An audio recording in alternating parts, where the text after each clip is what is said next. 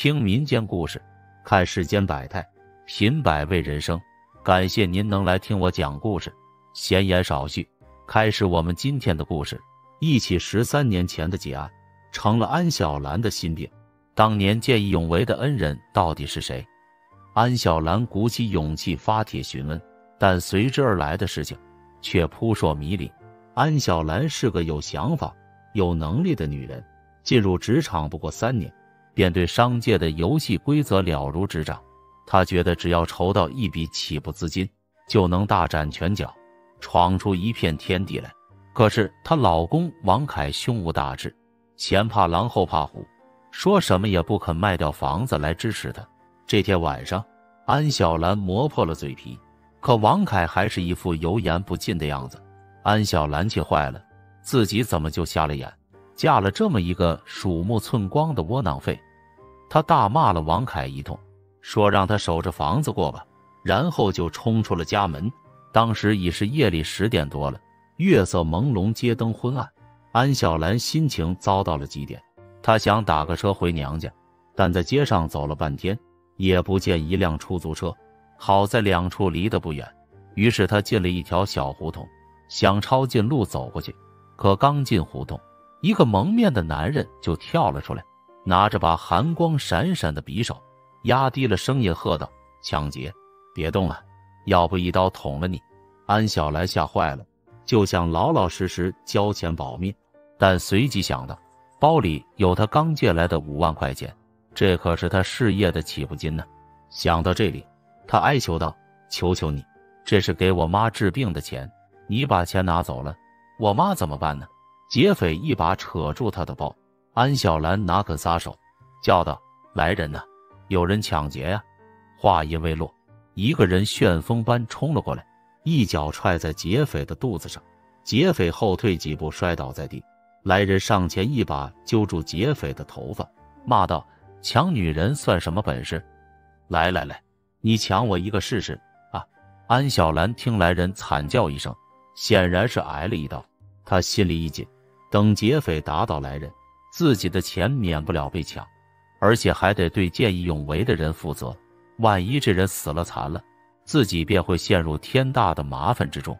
想到这里，安小兰当机立断，头也不回地逃走了。这一夜，只要一闭上眼睛，就能看到闪着寒光的匕首，听见那人的惨叫声，整整一夜他都不能安眠。第二天，王凯打来电话，说自己决定全力支持他，同意卖掉房子了。安小兰大喜，立刻全副身心投入到发展事业当中。时光荏苒，一晃13年过去了，安小兰的公司已经资产过亿，但她的身体状况却越来越差。一次，安小兰在参加一个重要会议时，竟然当场晕了过去。医生说她因长期休息不好，以至于身体各项机能都出了问题，尤其是心脏不堪重负，再这样下去，甚至会有生命危险。医生对症下药进行治疗调理，但却收效甚微。安小兰仍然每晚从噩梦中惊醒。这13年来，安小兰几乎每晚都是这么过来的。无论吃了什么帮助睡眠的药物，被抢劫时的那一幕总会清晰地出现在梦里，涌出的鲜血，以及救她的那个恩人的惨叫声，每每让她悚然惊醒。无奈之下，安小兰去看了心理医生。医生说心病还需心药医，只要她能够面对这件事，解决这件事，心病将不治自愈，不会再夜夜经受噩梦的折磨了。这天，安小兰终于下定了决心，将遭遇抢劫后自己落下心病的事对王凯全盘托出。王凯责备她说：“这是你为什么不早说？”安小兰嘲讽地说：“跟你说有什么用？当年你要是早点同意卖房，我会出这事吗？”王凯无言以对，他叹了口气，问安小兰打算怎么办。安小兰说：“我准备在网上发个帖子，说明大致的时间地点经过，寻找当年帮我的那个人。这件事情我不方便出面，一旦被媒体知道，公众不会赞扬我知恩图报，只会骂我忘恩负义，所以这件事还是由你暗中操作，千万别把事情办砸了。”王凯拍着胸脯保证，一定不会让他失望。王凯在网上发了篇帖子，题为寻找我的恩人，呼吁当年见义勇为之人跟他联系，一旦确定身份无误，将予以重金酬谢。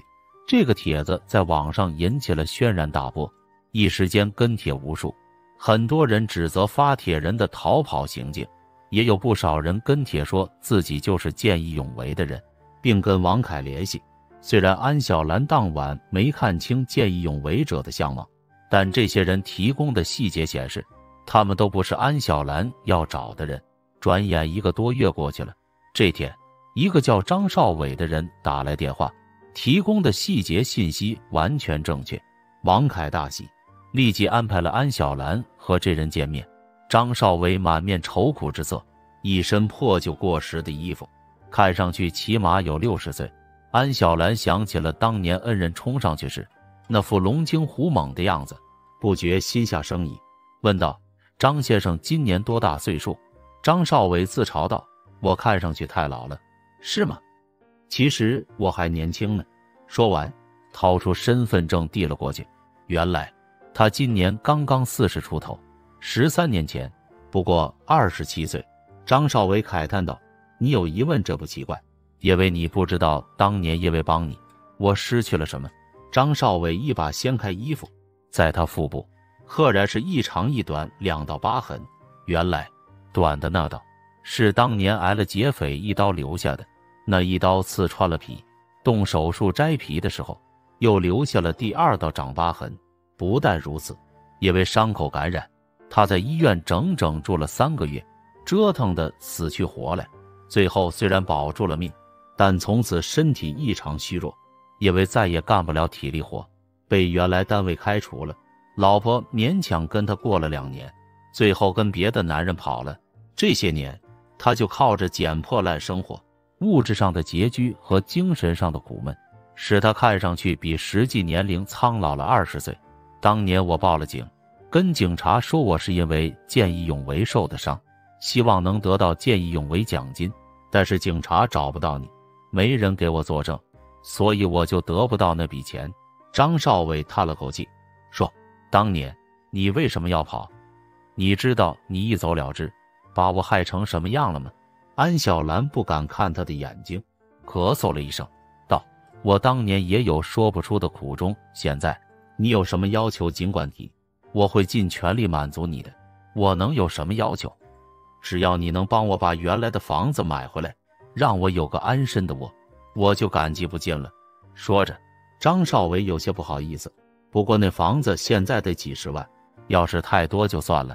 安小兰当然愿意满足恩人的要求，她出高价购回张少伟的旧居，又送他1辆车子和100万现金，只求他不要把此事声张出去，不要让人知道他曾经的忘恩负义。张少伟一口答应下来，解决了这件事情。安小兰心结进去，当夜一觉睡到天亮，醒来时神清气爽，状态竟是13年来前所未有的好。刚洗漱完毕，茶几上的电话响了，正是王凯那部用来联系见义勇为者的专用手机。想来又是有人想浑水摸鱼。安小兰心想，得赶紧在网上说明询问行动已经结束了。他随手接起电话，只听一个中气十足的声音说，那起抢劫发生的时间是13年前的5月13日晚上10点左右，地点是福安街瑞华超市东20米的胡同里。我说的没错吧？安小兰大吃一惊，这些细节除了自己和张少伟，就只有那个劫匪知道。难道这人是那个劫匪？他不知道张少伟已经出现，异想天开想要冒功邀赏呢，自己何不趁此机会抓住他？安小兰立刻下了决心，当下假作惊讶地问：难道你就是当年救我的恩人？请问你叫什么名字？我叫严涛。对方大大咧咧地说：这些年你坑死我了，你打算拿出多少钱报答我呀？对不起，我知道错了，我一定会给你酬谢金的。你看我们先见面好吗？安小兰刚放下电话，王凯提着早餐从外面回来，安小兰赶紧把事情说了一遍。王凯立刻拿出手机准备报警，突然之间他好像想到了什么，放下手机说：不对，不能报警，如果报了警，这件事就曝光了，老婆，那样的话，你的个人形象就全毁了。安小兰这才醒悟，自己光想着报仇了，竟然忽略了随之而来的后果。可是就这样放过严涛，他一样不能甘心。他想了想，说：“这家伙令我13年来睡不安寝，放过他是不可能的。我们不是在派出所有朋友吗？就是简单的报警抓人，求他们帮忙控制一下，别把消息外传，这样总没问题吧？”安小兰说做就做，而派出所的朋友也答应了他的请求。他和王凯提前来到见面地点，警察暗中埋伏在外。可是见面时间过了半个小时，严涛却一直没有出现。安小兰打电话过去询问，严涛咬牙切齿地说：“我正想问你呢，你是不是信不过我？你报了警，警察就在外面那辆车里吧？”安小兰当然矢口否认。严涛破口大骂：“你个臭女人，当年忘恩负义跑了，现在又设计来陷害我，你就等着遭报应吧。”严涛虽然十分狡猾地发现了埋伏，但根据他的来电号码和姓名，警察轻而易举查到了他的身份，并找到了他家。那是在城郊的一所破房子，家徒四壁，连一件像样的家具都没有。严涛的老婆是个牙尖嘴利的女人，她说严涛才是那个见义勇为的人，为了救人，左手筋都被刀子割断了。她拒绝说出严涛下落，警察也没什么办法，只得警告他说，一旦有严涛的消息，必须及时向警方通报，然后便收队离开了。转眼2天过去了，严涛像人间蒸发般一点消息都没有。第3天傍晚，有人敲门送快递，王凯刚打开门，就被一把匕首顶在了喉咙上。来人正是严涛。严涛进屋关门，扑上去一把打落安小兰手中的电话，喝道：“我只想跟你谈一谈，谈完了就走，你别逼我杀人。”说话间，匕首又顶在安小兰的脖子上。王凯连连摆手说：“你别冲动，有话好说，有话好说。为什么不相信我是救你的人？是那个王八蛋抢先一步了吗？真正救我老婆的人已经找到了，剩下知道真正时间地点的只有那个劫匪。”王凯铁青着脸说：“所以我们不应该怀疑你吗？”严涛大怒，问：“那个人是谁？你把他叫来，我跟他当面对质，我才是救你的人呢。你信了那王八蛋是恩将仇报，你知道吗？”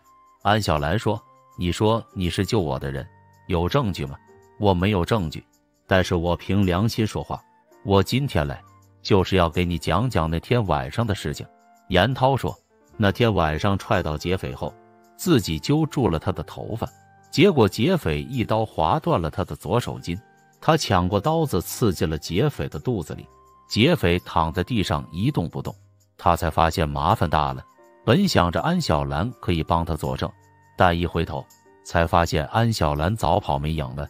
他当时就傻了，那是他刚出狱的第2天，2年前他因伤人被判刑，如果报警的话，在无人证明的情况下，警察怎么可能相信他是见义勇为？于是他悄悄溜回了家，老婆带他去医院治伤，看见医院门前围着一堆人，还有一辆警车，打听后才知道有一个人挨了一刀，快死了。那人报警说是因为见义勇为被刺伤了。严涛气愤地说：“这下你明白了吧？那王八蛋抢先报了警，你又不肯出来作证，我要是报警的话，非让警察当成劫匪抓起来不可。其实我早就看到你寻找恩人的帖子了，本来不敢来找你，可大夫说我老婆如果不马上做手术，以后病情会越来越重，我又没钱，就一时鬼迷心窍来了，谁知道到底还是惹了大麻烦。”安小兰和王凯面面相觑。安小兰问：“你说的都是真的？”严涛恶狠狠地说：“要是我撒半句谎，就让我出门被车撞死。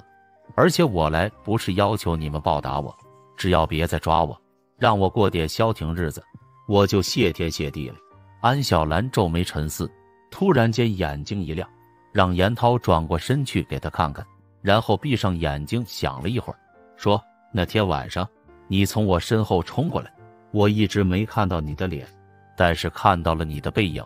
刚才我仔细回忆了一下，好像那天的人确实是你。严涛兴奋地一拳砸在茶几上，大笑着说：老天终于开眼了。安小兰，你别怪我直接，这些年我废了一只手，根本没人用我。现在我老婆做手术都没钱，你真能给我很多钱吗？安小兰说：当然，但现在银行下班了，明天我让财务给你转账，你老婆的一切费用我都包了。谢谢，只要你救了我老婆，你让我给你当牛做马都行。我这就回去跟他报喜。严涛走到门口，又转过身来。对了，你不会放过那个王八蛋吧？安小兰肯定地点了点头。严涛放心地走了。王凯问：小兰，你真的认出他的背影了？没有，可是我必须这么说，否则他会杀了我们的。说完，安小兰打电话跟警察说明了情况。警察答应这就去严涛家守株待兔。安小兰和王凯等了半天，没等到严涛落网的消息，却等来了严涛的电话。电话里，严涛绝望地问：为什么要骗我？安小兰知道严涛再次发现了警察，淡淡地说：那不叫骗，那叫权宜之计。我倒是想问问，你颠倒黑白，想让我把你当恩人，你凭什么如此小瞧我？我不是小瞧你，我是高估你了。严涛喘了几口粗气，说：我告诉你，你错了，真抓了我，总有一天你会后悔的。我求你，别抓我行不行？不行。安小兰断然道：你不受到惩罚，我睡不踏实。那我去自首，我接受惩罚，让你能睡踏实觉。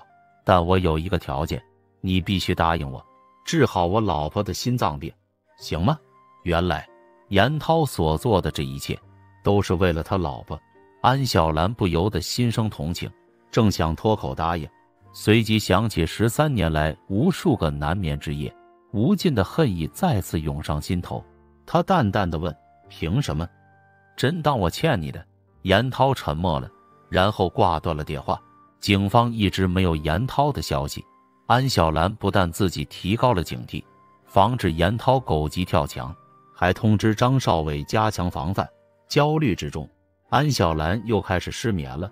这天一早，她接到一个电话，对方的声音明显经过伪装，说13年前抢劫发生时，我也在现场，我清清楚楚看到了所有情况，但是因为某种原因，我没办法站出来，我只能告诉你，张少伟是抢劫你的人，严涛才是你真正的恩人。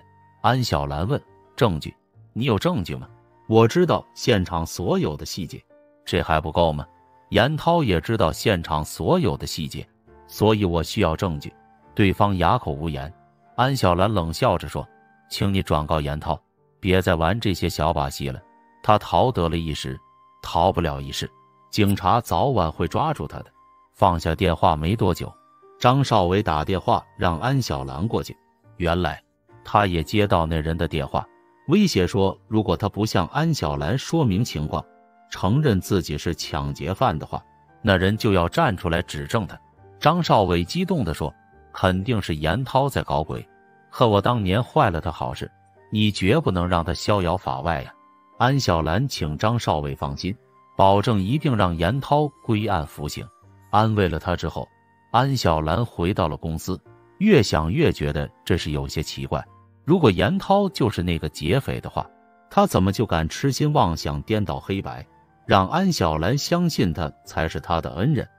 他还试图通过威胁让张少伟承认自己是罪犯。世界上真有这种不自量力的人吗？难道严涛说的一切才是真的？安小兰一颗心狂跳起来，如果错把仇人当恩人报答，又把恩人当仇人报复，那可真让人笑掉大牙了。安小兰让王凯再详细调查一下两人的资料。张少伟出事前的经历中规中矩，读书、上班、结婚，出事后被开除、离婚、落魄，在大家眼里他是个老实人，窝囊废。严涛的经历却复杂得多，上学时因为打架被开除，婚后不久帮朋友讨债，打伤了人再抢了钱，被定性为抢劫而入狱2年。再后来左手残疾，失去工作，日子过得一塌糊涂。他的性子暴烈，经常一言不合就翻脸动手，口碑差到了极点。从两人的履历上看，张少伟能做出见义勇为的事情来，是意外之举，但严涛抢劫却符合他的性格特征。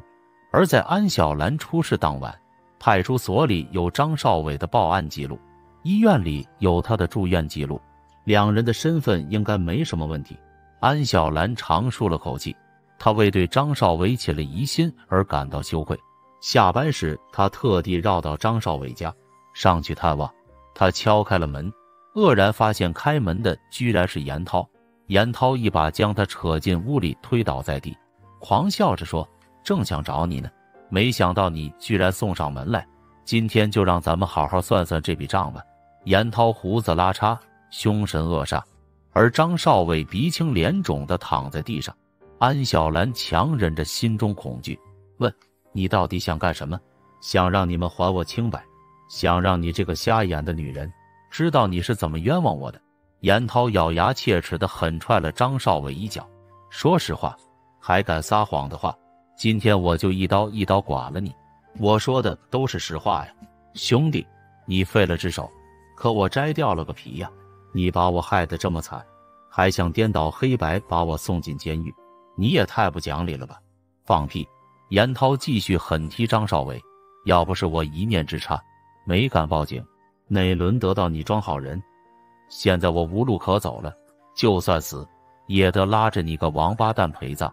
安小兰见他注意力全在张少伟身上，悄悄从衣袋里取出一支袖珍电棍，猛地戳在严涛身上。严涛倒在地上抽搐不已，直到他再无半点还手之力，安小兰才一屁股坐在地上。他真是后怕，要不是为防备严涛，特地准备了这根电棍，恐怕就让严涛得逞了。张少伟爬起身来，搬出一根绳子，把严涛的手腕捆在了一起。安小兰也拿出手机报了警。这时严涛终于缓过劲来，说：“安小兰，算你狠，今天你把我送进监狱，等到了真相大白那天，你会后悔的。你就等着一辈子寝食难安吧。到了现在，你还敢胡说八道！”不等安小兰说话，张少伟踹了严涛一脚：“等着坐大牢吧你！恭喜你王八蛋，你命好，遇到这么一个好赖不分的傻子。”严涛惨笑着说：“你抢了他还把你当祖宗供着，老天真是瞎了眼。”见严涛一口咬定自己糊涂，安小兰怒火腾腾上涌，对张少伟说：“你当年治病倾家荡产，这笔钱得向他索赔，法律会支持你的申请，也让他尝尝倾家荡产的滋味。”严涛双目圆瞪，眼角竟然瞪出血来，大喝道：“安小兰，你好毒的心！”张少伟上前踢了他一脚，骂道：“你抢人的时候不毒吗？你捅我的时候不毒吗？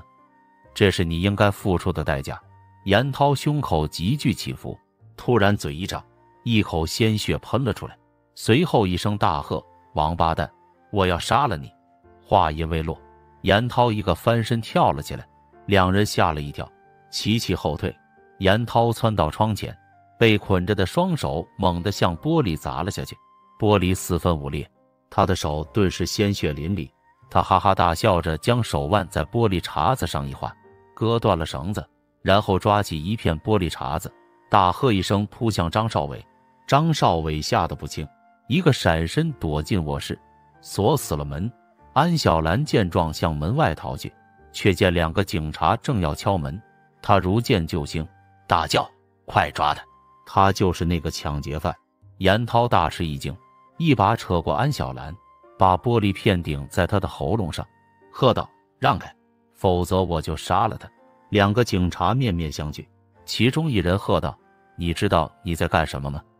杀了他，你就再也回不了头了。”严涛身子一僵，对安小兰说：“我真想杀了你这个糊涂虫，可我不是罪犯，我从不欺负女人，更不会杀你，但我宁死也不会为没犯过的罪去坐牢。”说完，他把安小兰往前一推，一个箭步窜上窗台，向下面楼层的空调箱跳去。那个空调箱却经不起他的撞击，一下子垮塌了。严涛从3楼的高度直摔了下去。安小兰跟着警察跑到楼下，只见严涛以一个扭曲的角度躺在地上，咬牙切齿地想动，可是连身体都翻不过来。看着围上来的人，他突然纵声大笑起来，笑声悲怆，令人毛骨悚然。而他眼中的泪如泉水般涌出，滚滚而下。严涛摔断了腰椎，医生说他下半辈子只能在床上度过了。严涛的老婆闻讯赶到医院，见丈夫如此模样，当即昏了过去。大夫说他的心脏病已经严重到了一定程度，如果不尽快手术，随时都有生命危险。因为证据完整，严涛被判刑只是时间问题，但他的刑期只能在监外执行。不过如果他老婆没钱做手术，或者出现意外的话，他一个摊子又如何生活呢？这天晚上，吃了一大把安眠药的安小兰总算进入了梦乡。可不知过了多久，她又梦到了严涛。严涛浑身是血，大骂他忘恩负义，恩将仇报，然后突然化成厉鬼来向他索命。他惊叫一声，从梦中醒来，打开灯，才发现王凯居然不在床上。他来到客厅，发现王凯正坐在地上，仰着脖子往嘴里灌酒，地上堆了7、8个空酒瓶。安小兰不由得一怔，上前说：“都戒酒这么多年了，怎么又喝上了？发生什么事了？”小兰，一转眼，我们结婚已经15年了，我是非常非常爱你的，你知道这点吗？王凯的舌头有些大，明显喝多了。安小兰点点头，问他为什么突然说这些。王凯傻笑了2声，继续说道：“可是我配不上你，你不但漂亮，还特别有能力。人家都说我是靠老婆吃软饭的，这么多年你没嫌弃我，你知道我有多感激你吗？你喝多了，咱不说这些，赶紧休息吧。”安小兰想劝他回屋睡觉，王凯却一把推开他，然后扑通一声跪在他面前，说：“可是我却对不起你，那年你被抢劫的时候，其实我就在现场啊。”安小兰脑袋嗡的一声，她尖声问道：“你在现场？”那晚，安小兰气愤之下夺门而出，王凯哪里放心得下？可是他知道安小兰的脾气，如果他去劝她，只会惹得她发更大的火，于是便暗中跟着她，保护她。可他万万没想到，安小兰居然真的被人抢劫。看着那把寒光闪闪的匕首，他吓得头皮发麻，不禁犹豫了一下。当他下了决心要冲上去时，那个见义勇为的人已经上去了。他又犹豫要不要冒险上前帮忙，还没等他下定决心，安小兰已经跑了。后来他亲眼看见见义勇为的人夺下劫匪的匕首，刺进劫匪的肚子里。是的，真正的劫匪是张少伟，严涛才是那个见义勇为的人。那天王凯躲在暗处，看见严涛逃命似的跑了，又看见装死的张少伟爬起身来，扯下蒙面布堵住伤口，踉踉跄跄地离开。他记住了这2个人的脸，正是因为当时没能果断挺身而出，王凯很自责，才同意了卖房子的事情。随后安小兰的事业蒸蒸日上，2人之间的差距越来越大。虽然明知安小兰失眠的心病所在，但他只能装作不知道。他担心一旦安小兰知道了，他们的婚姻就会走到尽头。张少伟出现时，王凯不敢揭穿他，因为揭穿对方就会暴露自己。他只希望真正的见义勇为者不要再出现了。可是严涛随后就来了，他只好在安小兰报警后，暗中发短信通知严涛，所以严涛才先后2次躲过警察的追捕。他希望安小兰能够放过严涛，或者张少伟能够自承罪行，所以他以目击者的名义匿名给他们打电话，但都没有达到预期目的。因为害怕失去安小兰，他铁下心装聋作哑。只是他万万没有想到，事情竟然发展到了这一步。抢劫犯张少伟安逸地享受着安小兰的酬谢，见义勇为的严涛却落得如此下场。良心的谴责让王凯终于下定决心说出一切。安小兰冷汗涔涔而下，她多么希望这一切不是真的。她问王凯：“有证据吗？”没有证据，但是那天晚上的事，你从来没跟我说过，对吗？安小兰点了点头。王凯说，在庆华路打电话的时候，你不小心摔了一跤，手机摔脏了，你用纸巾擦了手机。安小兰一颗心彻底沉了下去，她想起了严涛说的话，说他知道真相后一定会后悔的。原来所有的人都知道真相，只有他一个人被蒙在鼓里。当年他被弃恩人而去，如今又以仇报恩，毁掉了恩人的生活，他还有什么脸去见严涛夫妇？安小兰追悔莫及，如果时光能够倒流回13年前的那个夜晚，他不会溜走，而是要勇敢地跟严涛并肩战斗，或者拿起手机第一时间报警。可是时光永远不会倒流，他永远都无法赎清罪孽，而这一切至少有王凯一半的责任。安小兰猛地扑上去，抓住王凯，又打又骂，他哭叫着，泪流满面。王凯不惜身败名裂站了出来。张少伟自知真相无法隐瞒，只能承认了全部罪行。安小兰最后的疑问也终于得到了答案，她一直不明白，老实又窝囊的张少伟为什么会抢劫，抢劫之后又为什么敢主动报警。原来张少伟的老婆因为嫌他赚不来钱，对他怨气极大，经常冷嘲热讽。那天晚上张少伟在外面蹭了顿酒回来，他老婆又指责他无能。张少伟借着酒意，决定男人一把让他看看，于是就走上了这条不归路。在去医院治伤时，正好遇到警察办案，见他满身是血，就问怎么回事。他吓坏了，灵机一动，把见义勇为的帽子戴在了自己头上，但最终他仍是受到了法律的制裁。之后安小兰和王凯来到医院，向严涛夫妇道歉，希望严涛夫妇原谅他们。严涛怒目圆睁，骂道：原谅你们？你们配吗？我呸！两人羞得无地自容，可是这能怪谁呢？这一刻他们心里只有无穷的悔恨。本故事为民间故事，旨在劝人向善明辨是非，切莫与封建迷信对号入座。听民间故事，看世间百态，品百味人生。感谢您能来听我讲故事，闲言少叙，开始我们今天的故事。梨花坡传出一个爆炸性新闻，光棍汉憨娃雪夜奇遇，捡回来一个漂亮的表妹。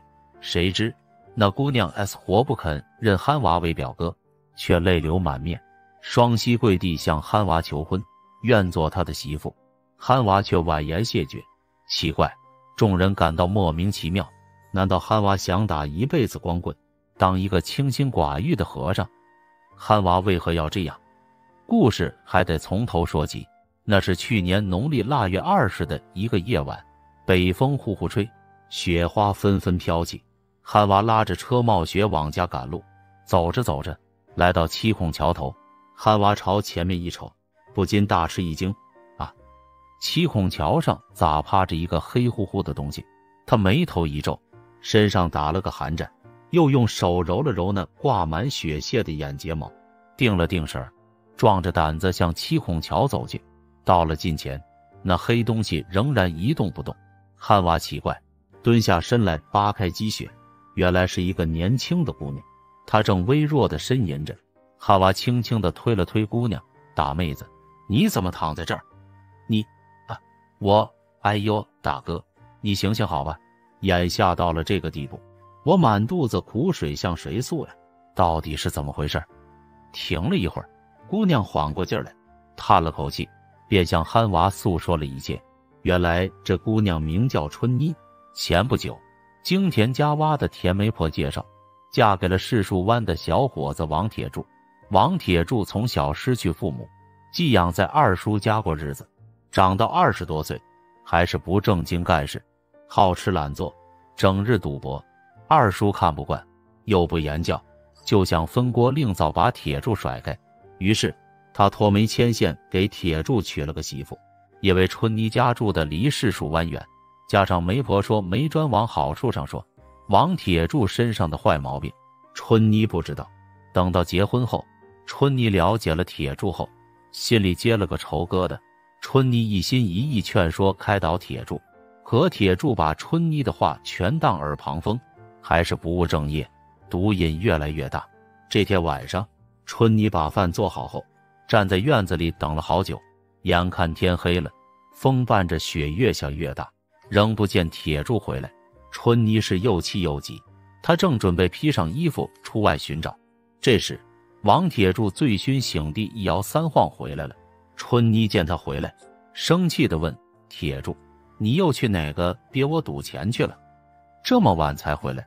王铁柱歪斜着身子走到春妮面前，嬉皮笑脸地说：“老子今天赢了，俺喝酒去了。”说着，他伸开双臂就去拥抱春妮。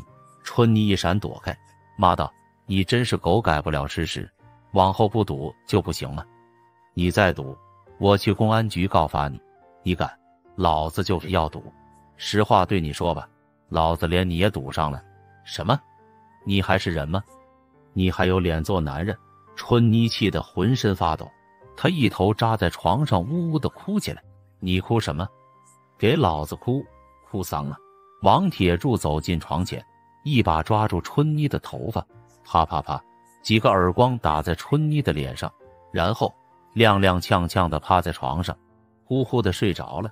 春妮独自一门哭泣，泪水哭干了，浑身哭累了，越想越觉得活着不是滋味。于是她含泪咬牙写了2行歪歪斜斜的遗书，放在桌子上，轻轻打开门，冒着风雪逃了出去。当她站在七孔桥上，望着雪夜东流的河水，理了一理额前的乱发，脑海里又浮现出父母和乡亲姐妹的脸庞。她想，林 S 也要回娘家先看看年迈的爹娘，再向村里的好姐妹们一一道个别。想到这里，她没有朝桥下跳。这时有一辆车驶过来，春妮招手想搭个车，车没停，她急忙在后边狂追了上去，不料脚下打滑，摔倒在七孔桥上，就昏了过去。听完姑娘的诉说，汉娃明白了事情的原委，急忙将春妮搀起扶上架子车，拉着朝医院奔去。来到医院，值班医生对春妮的伤势做了检查，确诊为左腿骨折，需要住院治疗。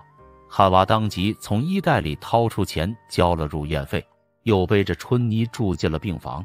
春妮只觉得左脚麻木生疼，用手一摸，鞋不知啥时候不见了。她心想，可能是掉在七孔桥上了。这一夜，汉娃为春妮拿药端水，一直守护到天明。第二天，汉娃对躺在病床上的春妮说：“春妮，你左腿伤势不轻，行动不方便，得有人伺候。我一个大男人在这儿不方便，我回去让我娘来同候你。”春妮望着诚实憨厚的救命恩人，止不住热泪涌流，哽咽着说：“大哥，你叫啥？住在哪个村？”“我叫憨娃，家住梨花坡。我把你住院的事儿告诉你丈夫吧。”“不，这辈子我说啥也不打算跟他这没良心的东西过了。憨娃哥，我求求你，千万不要对他讲。等我好后，我报答你的大恩大德。也好，那就先不告诉他。”汉娃买了点心水果放在春妮的床头，一切安排妥当，才离开医院。回到家里，他把昨晚送摔伤姑娘入院的事对母亲说后，母亲关心地问：“姑娘她家里人知道了吗？”这时汉娃才把春妮的不幸遭遇对母亲叙说一番。母亲同情春妮姑娘，她看了一眼自己那30好几还没媳妇的汉娃：“我去医院伺候那姑娘。”汉娃见母亲乐意去医院伺候春妮，心里格外高兴。汉娃豆腐做得好，是10里8村出了名的豆腐王，最近几年也挣不少钱。他这么有钱，为什么还是光棍一个呢？原来汉娃年轻时家里穷，没能娶上媳妇，一晃30好几，在乡下过了茬。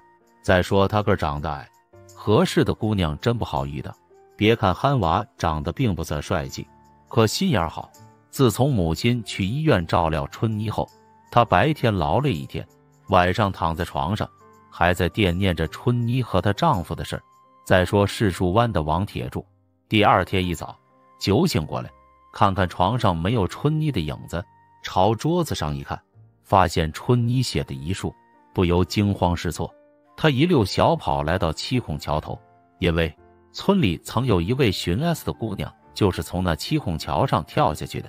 他在七孔桥上发现有一只鞋，拾起一看，果然是春妮脚上穿的鞋。这时他双手捧着鞋，望着涓涓流淌的河水，心中懊悔恐惧，垂头丧气地回到家里。刚坐下点着烟，就有2个赌徒上门来要账，真是撵着瘸子用棍敲呀！老婆自尽，赌徒讨账。他刚想发火，2个赌徒掏出匕首威胁道：“3天之内不把钱交手出来，就来真格的。”说完，扬长而去。铁柱瘫坐在地上，双手捧着下巴，后悔当初不该不听劝告，眼下到了这个地步，怎么办？他看了一眼挂在后墙上那套阉猪的工具，前几年跟一个阉猪的伙计试着干过一次，先把钱骗到手应急再说。想到这，王铁柱便取下那套阉猪的家伙，骑着自行车出去了。王铁柱走村串乡，来到梨花坡，他高声吆喝：“谁家阉猪了？”这吆喝声惊动了正端着一盆豆腐渣喂猪的憨娃。憨娃家有头200多斤的大母猪，自从前年下过一窝猪崽后，就再也没下过崽。憨娃早就想把它阉了卖生猪，今天一听见吆喝，他喊住阉猪的王铁柱：“喂，来吧，阉母猪！”王铁柱见来了生意，便自吹自擂为神刀王。2人谈妥价钱，王铁柱手捋袖管跳进猪圈里，憨娃找了几个年轻力壮的小伙子，将那母猪按倒在地。王铁柱操起家伙急得满头是汗，他毕竟不精通阉猪这一行，这儿做起活来手忙脚乱，折腾了半天也没有把活做干净。他拿起针线想把那割开的地方草率缝合了事。围观的小伙子看出了门道：“不行啊，你这手活做得不利索，想骗钱了事吗？”这时只见母猪的四蹄抖颤，嘴里吐着白沫。有人嚷道：“不好了，猪给阉坏了，揍他！他是个骗子，他不会阉。”众人七嘴八舌地嚷嚷着要揍王铁柱。王铁柱哑巴吞汤圆肚里有数，他自知手艺儿不行，活没做好，200多斤重的肥猪气息奄奄了，怎么办？他担心今天吃官司了，不由得脸被吓得蜡黄，额头出了冷汗，双腿直打颤。他哆嗦着说：“好了，我活做得不好，算我白忙活一场，钱不要了，不要钱了。”说完也不洗手，将那套阉猪的家伙装进布袋里，朝车把上一挂就要走。他害怕等会母猪一蹬腿咽气了，自己还能走得了吗？憨娃见那头大母猪趴在地上不动弹了，怒上心头，上前抓住王铁的衣领子说：“你是哪个村的？”“我是市蜀湾的，叫王铁柱。”“什么？你就是？”憨娃松开铁柱对大伙说：“大伙都回去吧，今天这事儿我私了了。”乡亲们不知道憨娃葫芦里究竟卖的什么药，担心憨娃私了会出乱子。虽然憨娃是老实人，可老实人一旦惹恼了，啥事不敢做。万一他把那阉猪的年轻人打出个好歹，岂不是打赢的官司先输里了吗？有人嚷道：“憨娃哥，还是公办吧，如果不把他送到派出所，就叫他赔1头猪的钱。”“叫他赔1头猪的钱？不，我要私了。”憨娃斩钉截铁地说。王铁柱一看势头不对，有道是好汉不吃眼前亏，事到临头不可强硬。只见王铁柱哭丧着脸说：“诸位，我今后再也不干了。”说完，他扬手打了自己一个嘴巴，另一只手还要打，被憨娃拉住了。憨娃说：“既然这个汉子愿意诚心悔过，我看他是不是真心。这样吧，我正想把那头猪拉到屠宰场卖了，可就是没时间，今天就麻烦这兄弟帮我去卖一趟猪吧。”王铁柱一听憨娃让他去卖猪，心想去就去吧，出一下苦力总比赔钱受罚吃官司强。几个本村的小伙子听说让那阉猪的去卖猪，都大惑不解。王铁柱阉猪行骗失手，无奈答应下憨娃让他拉猪去卖的差事，越想越觉得倒霉。他卖完猪已是夕阳西下，他手里攥着卖猪的钱往梨花坡赶路，刚好走到七孔桥头，突然从桥下走出来一位年轻人，王铁柱不禁吓了一跳，定睛细看，好像在哪儿见过，但又一时说不准了。只见那年轻人嬉皮笑脸的拉住王铁柱，走，去赌一场去。王铁柱甩开那年轻人的手，赌啥？俺早洗手不完了。你别假装正经了，谁不知道你是柿树湾有名的赌棍？今晚上场子准备好了，就等着你了。那年轻人纠缠着铁柱不放。王铁柱看看天色不早，在七孔桥又遇上了拉他进赌场的赌徒。此时他想起赌博给他带来的一连串的苦恼，不由怒从心起，挥着拳头大声吼道：你给我滚开，老子不赌了，我要做一个堂堂正正的男人。那拉他去赌的年轻人才扭头而去。铁柱站在七孔桥上嚎啕大哭，他哭了一阵，瞅瞅没人，擦了擦眼泪，朝梨花坡奔去。王铁柱回到梨花坡憨娃家，已是吃晚饭的时候，只见憨娃早已准备好了酒菜。憨娃为什么备好酒菜等着王铁柱呢？原来憨娃让王铁柱帮他卖猪走后，又让本村的二牛在七孔桥上等候铁柱行赌，也是他为考验铁柱是否真心悔改而摆下的龙门阵。待那二牛刚才气喘吁吁的回来对他一讲，他心里才算真踏实了。于是他这才摆酒设宴招待铁柱。王铁柱见憨娃摆好酒菜在等他，心里一热，感动的双膝跪地，把卖猪的几千块钱和发票如数放在酒桌上。大哥，咱往后交个朋友吧。憨娃急忙称扶起铁柱，老弟，你知道认错就好，这卖猪的钱你全拿着吧，来，咱们喝酒。憨娃一只手将钱塞入铁柱的上衣口袋里，一手端起酒杯让酒。王铁柱眼里止不住热泪横流，他把憨娃硬塞进自己衣袋里的钱又掏出来放在桌子。不，我不要，大哥，我想求你一件事。憨娃问，什么事？你说吧，只要我能帮忙，你放心，我定会全力相助。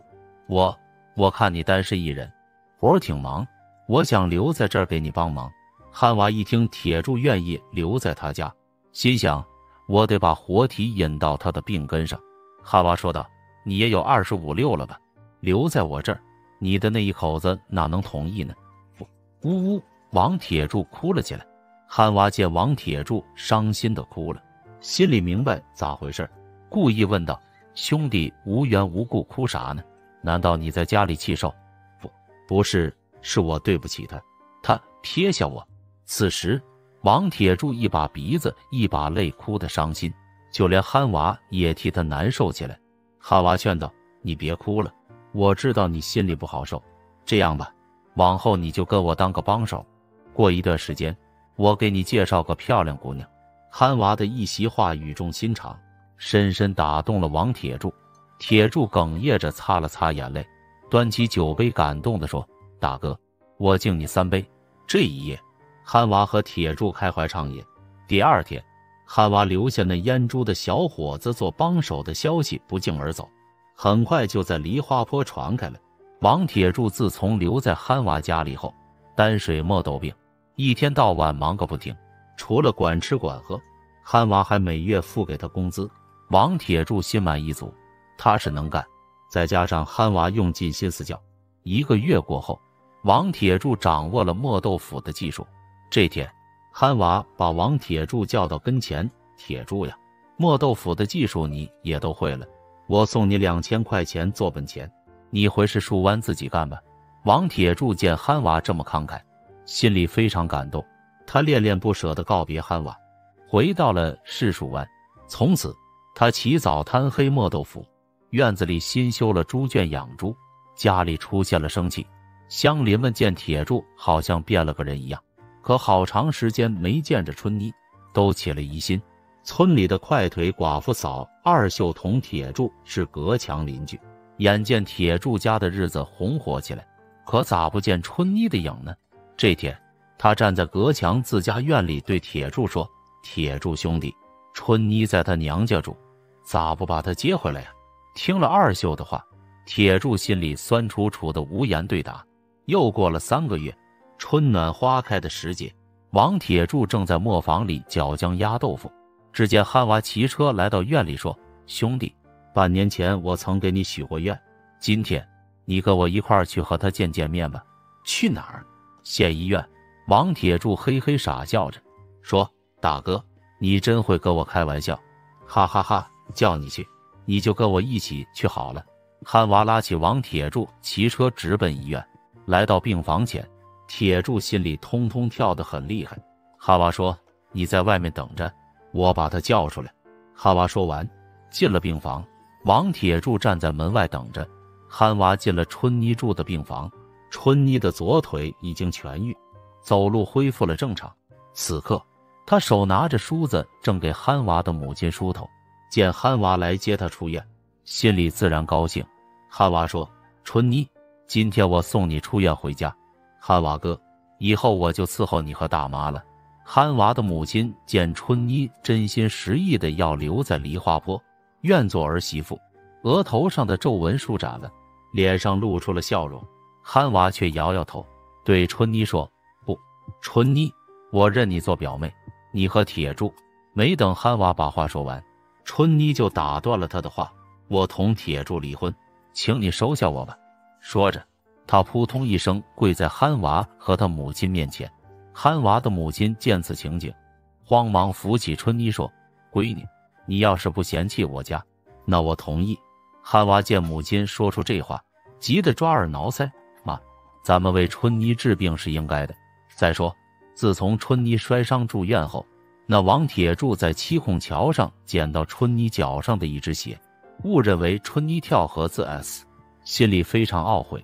他改邪归正，从此再也没赌过，决心勤劳致富。眼下他磨豆腐、养猪，听说柿树湾还把他树立为致富的典型呢。我本来想把春妮受伤住院的事告诉他，怎奈春妮不同意，我才守口如瓶，没有对他讲，好叫他一个心思走致富的正道。今天他也来了。“谁？”春妮问。“铁柱呀。”“啊，铁柱他来了。”这时站在门外的王铁柱对屋里发生的这一切听得一清二楚，他再也抑制不住，猛不防推门而进，跪在春妮面前：“春妮，我对不起你。”春妮见丈夫跪在地上，满肚子的恼怒和怨恨一下子不知飞到哪儿去了。憨娃拉起铁柱，对春妮说：“春妮，你虽然不同意把你住院的消息告诉铁柱，可上次为你看病结账用的钱，还有铁柱的一份 X 汉呢。”此时王铁柱恍然大悟，他一把拉住憨娃的手：“你真是我的大恩人。”接着他又把憨娃如何帮他走上正道的经过给春妮诉说一遍。春妮听后眼角湿了，泪流满面地说：“憨娃哥，大妈，以后我永远忘不了你们。闺女，大妈和你相处几个月，认你这个女儿。”憨娃的母亲拉着妮的手说。憨娃见春妮和铁柱旧恨消除，重归于好，笑着说：“妹子，我送你回去。”“铁柱，咱们一起回去吧。”铁柱感激地说：“憨娃哥，到树湾我好好招待你。”说着，他朝春妮使了个眼色：“春妮，你看隔壁的快腿二秀嫂行吗？”春妮明白了，连声回答：“行。”本故事为民间故事，旨在劝人向善明辨是非，切莫与封建迷信对号入座。听民间故事，看世间百态，品百味人生。感谢您能来听我讲故事，闲言少叙，开始我们今天的故事。明末年间，定安县城郊10里外的山沟，有一个小山村，叫长乐村。那时战乱不断，官府时不时的就向百姓征讨军粮，粮食特别吃紧。长乐村里有一对年轻的夫妻，丈夫名唤凌风，是个货郎，常年挑着货物游走在定安城周边的村落。妻子名唤穆斯，貌美如花，风姿绰约，勤俭持家，专心在家操持家务。1年初夏，穆斯刚刚怀上身孕，夫妻俩一起去开荒种。太阳非常毒辣，晒得人是口渴难耐。夫妻从中午一直产到晚上，虽说离家近，但是为了不耽误农活，他们也舍不得跑回家吃点东西，因为此时雨水充足，又是开荒地，他们累了就坐边上休息一会。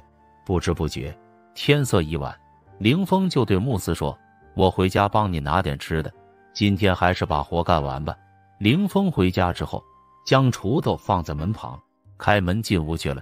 慕斯远远地看到丈夫进屋不久，有另外一个人头戴着顶草帽，溜溜达达直奔自己家走去。她没当回事，以为是村民，就在这里静静地等待丈夫送东西来。谁想到等了几个时辰，凌风还没有回来。慕斯不觉得有点恼火，他就快步回家，发现家里的门是打开的，家里面空空如也，一个人也没有。又发现丈夫一担货物不见了，她以为凌风是挑货出去卖了，心里就责怪丈夫出去也不打声招呼，就让他干着急。可是凌风这一去，竟然是杳无音信。随着凌风离去的时间越来越久，村子里面谣言四起，很多人都说他可能 S 于非命，有些人还说在外面看到过他的 S 手。慕斯忧心忡忡，终日以泪洗面，也不清楚丈夫什么时候才能回来，只能守着妇道，努力地将女儿养大。凌风走的那天太突然了，就好像凭空消失了一样。慕斯哭得 S 去活来，自己嫁过来不久，又刚刚生下女儿，家里没有公婆，丈夫不知是 S 是活，这往后的日子又应该如何过？多少个不眠之夜，慕斯都辗转反侧，一直在思考当天晚上那个戴草帽去她家的人究竟是谁，丈夫的消失和她是否有关。慕斯在村子里面有一个好友，是她的表妹，名唤香莲。她是个可怜的人，丈夫早早就去世了，她经常过来安慰自己，说慕斯丈夫肯定还活着，说不定下次回来带着一大笔银子，让他们享清福，这是慕斯活下去的希望。慕斯家附近有一座山，名唤龙虎山，山上有一座名为大云寺的寺庙，门上大云寺3个赤金大字，赫然醒目。里面住着一个和尚，这个和尚鹤发童颜，看起来像个年轻小伙，可是实际年龄已经有50多岁了。和尚叫做云天，村民都说和尚已经学到修仙40多年了。和尚为人好，自己开荒种地，经常将一些玉米、豆之类的东西送给过路的人当点心，自己就吃些松子、茯苓。慕斯生活困苦，时常去寺庙为丈夫祈福。她慢慢的和云天非常熟悉，无话不谈。云天时常还会去慕斯的家里帮忙，他为了怕村子里面的人嚼舌头，都是在相连的时候才过来。慕斯感觉自己是在云天和相连的帮助下，他才有了活下去的勇气，否则他早已命丧黄泉。就在他绝望的时候，这天村子里面来了一个人，此人身躯凛凛，相貌堂堂，一双眼光射寒星，2弯眉浑如刷漆。他给慕斯一封信，居然是凌风写的，上面内容非常简单，就是说他过几天就要回家了。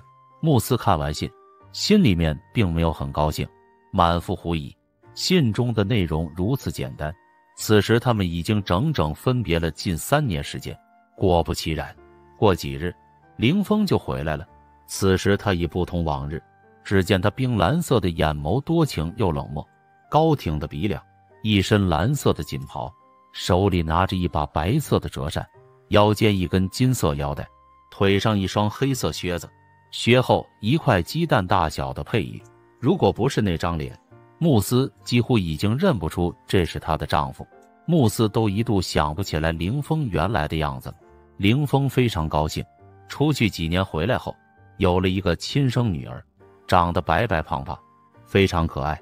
凌风这才和他讲起了这几年的经历。原来那天晚上戴草帽的是官府的人，他们是抓凌风去前线打仗，时间非常紧急，根本不给他任何告别的时间。如果耽误了军情，那人还要对凌风军法从事。凌风这一走，他自己也不知道什么时候回来了，于是就挑走了货物，给慕斯营造成出走的假象。凌风直接被拉到了宁远前线，与清军对峙。凌风从小有股子力气，天不怕地不怕，在战场上英勇 SD， 混了一个小官，朝廷赏赐他很多银子，还特意让他休假半年来探亲，所以他才回来了。俗话说，久别胜新婚，对于夫妻之事，慕斯和凌风都应该十分渴求才对，可是他们俩却都故意淡漠此事，还分床睡觉。尤其是凌风，正值壮年，又是刑务出身，也是这样。慕斯心里十分纳闷，两人各怀鬼胎，一家人就这么相安无事的过了1月有余。一天晚上，月黑风高，女儿突然大哭大闹起来，慕斯怎么哄都没办法。女儿连哭边说，我看到了一个女人，穿着黑衣服，头发很长，非常吓人。凌风夫妻想着女儿肯定是做了噩梦了，就安慰女儿。凌风也没当回事，认为女儿白天玩太久了。当天他把救女儿带到自己房间，哄了许久才睡着。可是谁想到，女儿从此以后每晚都会大喊大叫，说看见长发的女人躺在母亲身边，还用长舌头舔她的脸。慕斯就一脸严肃地对丈夫说，以前从来没发生过这种事情，自从你来之后，女儿就连连做噩梦，这是肯定与你有关，你在外面是不是做了对不起我的事情？然后带进了不干净的东西。凌风左思右想，这么些年他一直在宁远和敌人 S 个你 S 我活，根本没有招惹女人，可以说连一只母猪都没见过。扑通一下，凌风想起一件事情，他不由得汗如雨下。那是在他刚当兵的时候，守将带着他们一群新兵猛攻一座城池，敌人非常顽强，在没有援军的情况下，守了城池整整2个月。后来连城中那些能吃的东西都吃完了，就连弓箭上的那些树皮也都被他们吃光了，士兵们也都变得疲惫不堪了。新兵们经验不足， S 伤惨重，差不多损失过半。凌风是前几批冲入城池的。 S 到了县太爷的宅院，院子里面 S 横遍野， X 流成河。他发现一个女子浑身瑟瑟发抖，正跪在地上哀求他放过自己。正当凌风犹豫要不要 S 这女子的时候，女子却挥起一刀，刺向了凌风的男人的要害。凌风惨叫一声，一刀劈到女子脖子。女子躺在地上怨恨地看着凌风，咽气儿前说，你害我家破人亡，我做鬼也不会放过你。说完，凌风也晕倒在地。但是从此他成为了名义上的男人。慕斯长叹一声，她终于知道丈夫不思夫妻之事的缘故，安慰丈夫，事已至此，还是请和尚来祈祷，送走亡灵吧。慕斯请来了云天，他来到凌风家里面，一连忙了7天。凌风夫妻也是做了上好的斋饭招待云天，终于女儿晚上也不大喊大叫了，夫妻2个自然是千恩万谢。可是才安静了2个月，女儿半夜又做噩梦了，说看到一个男人戴着奇怪的帽子，半夜飘到家里面。慕斯追着凌风说，你又做了什么坏事？怎么又有鬼找上门？凌风想破脑袋，又想起一件事情来。原来他当个小官之后，有一日想探得去敌营的小道，就四处寻找附近的村民。可是村民由于惧怕敌人的报复，都不敢给凌风出主意。凌风晚上夜巡时，见有一和尚在军营附近鬼鬼祟祟之人，凌风就把他拿下。谁想到这名和尚说，将军饶命，我是来给你们献上计策。有何计策？你能够帮我找到一条直通敌营的小路吗？凌风赶紧问道。我就是来给你们找小道的。和尚眼神闪烁，好像有话未说完。你现在就带我走。凌风压着他就往前走，可是没想到才走了半个时辰不到，远走竟然有一队清兵闪过。凌风大怒，你这妖道是不是和清兵配合，想把我们带入险地？他根本没给和尚辩驳的机会，直接一刀把和尚给砍了。和尚的目光狰狞，临 S 前说，我做鬼也不会放过你。凌风 S 人如马，当时并没有在意，直到现在才想起来。凌风夫妻又去求云天，云天叹气说，我也没办法了，你造孽太深了，只有你自己早日离去，此事方可了结，否则这些鬼物会害了你们的女儿。凌风想着自己本来就愧对女儿，此时更是痛恨自己，而且女儿现在噩梦连连，情况一天比一天糟糕。他想着，要不早日从军算了，省得家里面这么多事。但是他本身并不信这些鬼，于是就想把这件事情调查清楚再走。他就假装和妻女道别，实际上他躲在同村的一好友家中。临别时，他未见慕斯眼中有一丝忧伤之色。每日晚上，他就偷偷地潜伏在慕斯卧房的窗户下，一连好几天，并没有发现什么异样。女儿也是一夜睡到天亮，毫无动静。就在他打算放弃的时候，一天晚上，突然两个人影窜入了家中，直奔后窗而去。从影子看出，两个人都是女子，全是披头长发。凌风好似一盆凉水浇头，呆呆立在当场。他又竖起耳朵在听。两人进屋之后，屋里响起了两女一男的声音。男的声音很小，有点听不出是谁的声音，可是另外一个女的，他是听清楚了，是香莲的声音。只听得里面说：“你给你女儿吃药没？不会醒来吧？”凌风气得浑身发抖，他们居然当着女儿的面，三个人一起做如此见不得人勾当。不一会儿，屋内传来了不可描述的声音。完事之后，一个人从窗户跳了出来，正好跳到凌风跟前。凌风一把揪住他，原来是云天，还戴着假发。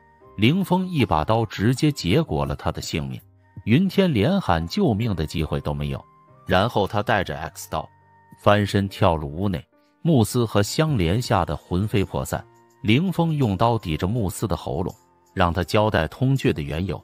原来有一天，慕斯走亲戚回来时下起了大雨，河里涨了大水，把木桥也冲走了。眼看天快黑了，雨还是一个劲的下，慕斯的心都掉到嗓子眼上了。转了一会儿，他眼前一亮，看见这座寺庙虽然看起来很老旧，但是至少是可以避雨的，就跑进了寺庙避雨。这寺院里青草足有3尺高，院落又脏又破，虽然看起来像是一个荒废已久的老庙，但是里头还住着一个和尚。俗话说，和尚是色中恶鬼。慕斯进了庙，衣服已经全湿透了。和尚见一个20多岁的妇道人家进寺院避雨，心里痒痒的避不住了。看看天黑了，就对慕斯说：“凌风这一去实在无声，一个女人过日子多么艰难，不如跟了我，距离近，跟夫妻没有差别。”慕斯此时无去处，不半推半就了这老和尚。慕斯应该恨这和尚，可是俩人睡了一宿，倒好的分不开了。后来香莲去寺庙上香的时候，撞见了他们的事情，他不辨是非，和这和尚也弄到了一起。凌风回来之后，慕斯本来想和云天断了，可是云天 S 缠烂打，还威胁慕斯不和他好就要告诉凌风，所以慕斯一次刺猬身于他，无意之中被女儿看见了。睁眼看见云天正在摘假发，后面又看到他穿着和尚的衣服，所以说是奇怪的衣服。事情大白之后，凌风仰天长叹，都是命运弄人。本来他和妻子恩恩爱爱，缘何一次抓丁，让他现在家破人亡。他大声质问慕斯：“你为什么要背叛我？我在外拼命 SD， 你在家却做下苟且之事。”慕斯声嘶力竭：“你一去不复还，我不知道你是 S 是火，我一个人要撑起这个家庭，你说我应该怎么办？”凌风又说：“不管如何，这不是你和和尚私通的理由。”慕斯自己用力往刀上一抹，先 X 直喷 ，X 流如注。凌风伤心欲绝，指着香莲怒吼道：“我不和你计较，我的女儿拜托你照顾了，否则我做鬼也不放过你。”说完，凌风抽刀自刎。本故事为民间故事，旨在劝人向善明辨是非，切莫与封建迷信对号入座。听民间故事，看世间百态，品百味人生。感谢您能来听我讲故事，闲言少叙，开始我们今天的故事。清朝雍正年间，山东范县有个商人叫孙平。一天下午，他路过城东菜市场，准备买只鸡回家给老婆补补身子时，忽然发现一个屠夫不知从哪里拖了一条大黄狗，一阵叫骂着往市场里走。那屠夫一手牵绳，一手提刀，看样子他准备将大黄狗拖进市场内掉卖钱。那大黄狗边用四脚抓地，边发出一阵凄厉的叫声，很显然他预感到大限即将来临，于是在临 S 前做锤 S 挣扎。然而在那个身强力壮的屠夫面前，他的挣扎显得十分无力。孙平见那大黄狗叫得十分凄惨，而且挺着肚子，似有身孕，心中竟有些不忍，于是叫住那屠夫问道：“你是要把这狗 S 卖钱吗？”“是，咋的？”那屠夫停下脚步，一脸不爽地剜了孙平一眼。那大黄狗似乎看出了孙平的恻隐之心，便凄叫着向他摇尾乞怜。孙平见这狗如此有灵性，便厉声对那屠夫说道：“你别爱死它了，我给你1两银子，你直接把它卖给我吧。”说罢，孙平从身后的包袱中掏出1两银子，径直递给那屠夫。屠夫见孙平的包袱鼓囊囊的，估摸着他是个有钱的主，于是趁机狮子大开口道：“这狗已经怀孕了，我看它肚中至少怀了3、4条小狗，这些都是钱呢。你1两银子就想把我打发了吗？那你想要多少？”孙平想着，既然决定要救这只狗，那不管多少钱，也要将它买下。屠夫正好抓住了孙平这个心态，坏笑着道：“至少5两银子。”孙平估计争不过屠夫，也懒得跟他讨价还价，便气叉叉地从包袱里掏了4两银子递给那屠夫道：“现在够了吧？”“哈哈哈，够了够了。”屠夫得了银子，好不欢喜，当即将狗绳递给了孙平。当时路过菜市场的人还比较多，众人见孙平花了5两银子买一条野狗，暗地里都笑话他太傻。孙平却不为所动，从市场里买了只母鸡后，便将那大黄狗拉到城外一个没人的地方，解下他脖子上的绳套，摸了摸他的狗头道：“我能为你做的也只有这么多了，你快走吧，记住，以后看到提刀的了，就赶紧跑。”大黄狗似乎没有好的去处，不住用嘴叼孙平的裤脚，仿佛在祈求他收留。孙平似乎也看出了大黄狗的心思，不由得叹了口气道：“你如此灵性，我倒是想收留你，可我老婆也怀孕了，听说怀孕的人不宜养小猫小狗，所以你还是去投奔别的人家吧。”那大黄狗果真有灵性，听了这话后，竟松开了孙平的裤脚，然后眼泪汪汪地看着他离去。当晚，孙平回到家中，将母鸡 S 了，用人参炖了汤给他老婆喝，然后2人脱衣上床睡觉。第2日一早，孙平的堂弟孙志上门借米，发现孙家院门大开，而无论他如何叫唤孙平和堂嫂，屋内都没有人答应。孙志顿感诧异，于是小心翼翼走进院中。当日天色还没有大亮，孙志最先走进的是孙平家的堂屋。当时堂屋之门也是大打而开，屋内东西似乎有被人为翻动过的痕迹。孙志心中一惊，不好的预感在他心中升腾开来，莫非堂哥家进了贼人？堂哥堂嫂遭遇了不测，不由自主的，孙志一边大叫，一边朝孙平卧室走去。同样，卧室门也是大打而开，孙志首先看到了打开的衣柜，以及翻了一地的衣物，随后才看到孙平赤着上半身 S 在了卧室中央，而他媳妇则 S 在了大床边上。孙志吃了这一下，慌忙跑出孙家大院，边跑边大声喊叫：“不好了 ，S 人了，快来人呐！”叫声很快惊动了左邻右舍。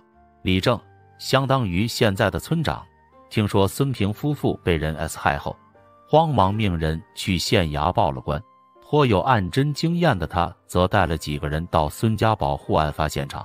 范县郑县令是个清官，在他管辖的区域内，已经有5年没出过命案了。如今出了这么大个案子，他哪还沉得住气？慌忙带了一帮衙役，亲自跟伍坐到现场验了 S。大人，二人都是被歹徒刺中 X 部，一刀毙命的。从他们的伤口来看，歹徒的刀子十分锋利，而且他好像十分熟悉人体组织，都是一刀让 S 者毙命的。仵作勘验了2具 S 体后，很快向郑县令做了汇报。捕快同时报告，大人 ，S 者家中的衣柜、床柜都有被翻动的痕迹，现场已经找不到一文钱财，凶手十之八九是为了抢劫屋内财物而 S 人的。我也是这么想的。郑县令看着捕快，点了点头，又转过脸问仵作：“听你那么一说，想必凶手善于用刀，而且对人体组织特别熟悉了。”是啊，仵作点点头，却又皱了皱眉道：“可是我实在想不出，符合这2个特征的人究竟会是什么身份。”这个问题也让郑县令匪夷所思。起初他怀疑过首先发现 S 体的孙志，但经过暗访，他发现这小子不具备作案时间，最重要的是他连鸡都没 S 过，怎么敢连 S 2人？然后在案发现场贼喊捉贼呢？就在郑县令感到困惑之时，院外忽然传来一阵凄厉的狗叫声。众衙役还没反应过来，一条大黄狗已经摇晃着身子，颤悠悠地跑到孙平的 S 体边，不住叫唤起来。郑县令以为这狗是孙平家养的，当时也没有在意。不料那黄狗围着孙平叫了一阵后，忽然咬住郑县令裤脚，使劲将他往外拖，边拖还边摇着尾巴。众衙役以为那黄狗要咬郑县令，慌忙提起手中棍子要去打他。郑县令似乎看出了黄狗的意思，便喝令众人道：“住手！此狗见主人 S 了，竟然掉了眼泪，想必它十分灵性。我看它现在这样子，好像是要让我去看什么东西。你们别吓着它了，跟着我走，看看它要将我带到什么地方。”别说，这郑县令是真的领会到了黄狗的意思，于是一大帮人马跟着他走了大概5里地，竟走到了城郊张屠户家里。当时张屠户正关了门，挑上肉担子要出门，那黄狗对着这厮一声大叫后，竟疯狂地去咬他的后臀。张屠户一恼，取下肩上的担子就去拍大黄狗的狗头道：“你这 S 狗还敢回来，看我不打 S 你，再把你肉剐了拿去卖肉。”张屠户的一言一行都被随之而来的郑县令看在眼里，尤其是看到这厮担子里所挑的猪肉后，他立即意识到此人是个屠户，脑子里不由得灵光一闪道：“对了，屠户所用的刀具不是锋利无比吗？他们经常 S 猪、S 狗，触类旁通，想必对人体组织也十分熟悉吧？来呀，把他给我拿下！”当即郑县令命衙役将张屠户抓了。张屠户不由得大叫：“你这糊涂官，抓我作甚？你自己干了什么事情？难道心里还没个数吗？不想受皮肉之苦的话，就把你所做恶事如实说来。”郑县令本来还想咋呼张屠户的，不曾想那大黄狗竟已从这小子房中叼出了一件带 X 的外衣。郑县令更加断定孙平夫妇是被这屠户 S 害的，于是赶紧命衙役进屋搜查，又搜出了上百两银子，证据确凿。张屠户却狡辩道：“大人，那 X1是我 S 猪屎沾染上的呀，那些银子则是我卖肉挣来的。”郑县令沉声道：“那你说说，为何这条大黄狗会闻着气味找到你这里来？你这狗贼，到了此刻还敢撒谎？这是因为我昨日想要杀他，他报复我呀。”张屠户继续狡辩，那大黄狗也对着他不住狂吠，仿佛要跟他对峙一般。可惜他不会说话呀。郑县令看着张屠户，感觉这厮是个不见棺材不掉泪的主，不由得眼珠子一转，心生一计，拿起一锭银子道：“你说你这些银子都是卖肉挣来的，可为何上百两银子底部都刻有一个孙字？这分明都是孙平家的银子才对。这是他昨天买那 S 狗付给我的银子。”张屠户心中有鬼，当真以为被搜出的银子底部都刻有字，立马乱了阵脚。郑县令更加笃定这小子有重大作案嫌疑，不由得冷笑道：“你说孙平花100两银子从你手中买得此狗，如此说来，这狗以前还是跟着你的了。对对对，正是。张屠户连忙点头。郑县令再次冷笑，狗是最忠诚的动物，它若之前跟了你，你怎么舍得将它卖掉？它见了你又怎么会咬住你不放？况且没有人傻到花上100两银子买一条狗吧？你这狗贼，到了现在还敢嘴硬，来呀，给我掌嘴！别，我招，我招！张屠户知道再抵赖不过了，只得道出了实情。没错，孙平夫妇是他爱死的，银子也是他偷来的。原来这次在卖狗给孙平时，就发现他颇有钱财，于是暗暗尾随，找到他所住的地方，准备等晚上夜深人静时，再翻入他家大肆偷盗一番。不曾想，孙平将大部分银子都放在卧室的衣柜之中。张屠户在进卧室偷盗时，发出了声响。孙平夫妇很快发觉屋内进了贼，于是孙平一边喊叫，一边下床抓贼。张屠户怕惊动了邻人，慌忙用随身携带的屠刀将孙平夫妇刺害，然后找到他们家钱财，迅速打开房门逃离现场。这厮本以为这一切做得天衣无缝，无人发觉，不曾想那条被他卖掉的大黄狗竟闻着气味找到了他家里。最终张屠户被判斩刑，而那条大黄狗则留在了郑县令身边。本故事为民间故事，旨在劝人向善明辨是非，切莫与封建迷信对号入座。听民间故事，看世间百态，品百味人生。感谢您能来听我讲故事，闲言少叙，开始我们今天的故事。明景泰2年，公元1451年，南直隶沛县发生一起杀人案，小姑子商凤将寡嫂商刘氏杀死在家中。随后商凤去县衙自首，时任沛县知县申伦详细审问，最后官府竟判商凤无罪。这到底是什么原因呢？下面我们详解下此案前因后果。沛县城外3家镇有对兄妹，哥哥商怀，妹妹商凤，兄妹相差7岁。商凤6岁时，父母病亡，给兄妹2人留下一家小布庄。亏得老仆人陈伯忠心，帮商家撑起了家业。商怀19岁娶刘氏为妻，1年后陈伯病逝，又过了3年，刘氏生下一子，取名商宝。商宝周岁时，商怀带伙计陆炳去杭州进货，结果遇到了水匪，钱财被抢，商怀被杀，陆炳和艄公陈妻皆被砍伤。当时运河上水患不少，官府虽严防治安，但仍有不少客商被劫被杀。商怀的死令姑嫂2人十分悲痛，但日子还要过，还要将商宝抚养长大。